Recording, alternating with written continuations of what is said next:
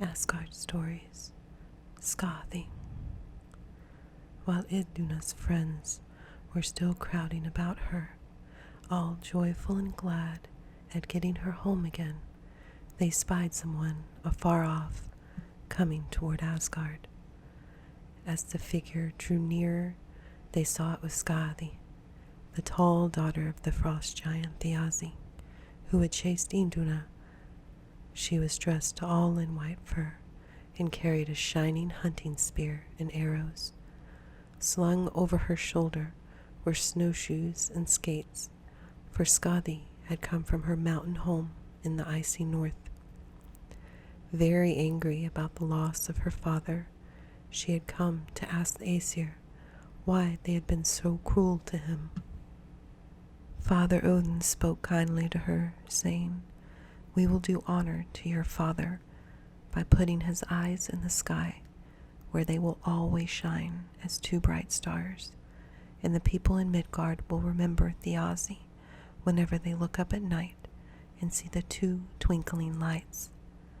Besides this, we will also give you gold and silver."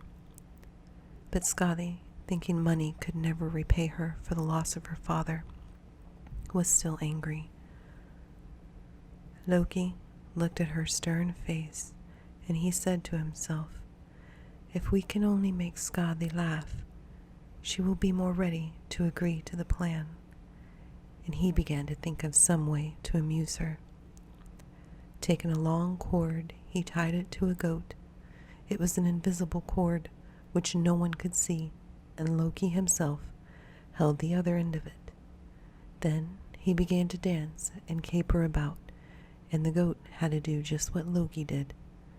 It really was such a funny sight that all the gods shouted with laughter, and even poor, sorrowful Skadi had to smile. When the Aesir saw this, they proposed another plan. Skadi might choose one of the gods for her husband, but she must choose from seeing only his bare feet. The giantess looked at them all as they stood before her, and when she saw the bright face of Balder, more beautiful than all the rest, she agreed to their plan, saying to herself, "It might be that I should choose him, and then I should surely be happy." The gods then stood in a row behind a curtain, so that Skadi could see nothing but their bare feet. She looked carefully at them all, and at last chose the pair of feet which seemed to her the whitest and of the finest shape, thinking those must be Balder's. But when the curtain was taken away, she was surprised and sorry to find that she had chosen Njord, the god of the seashore.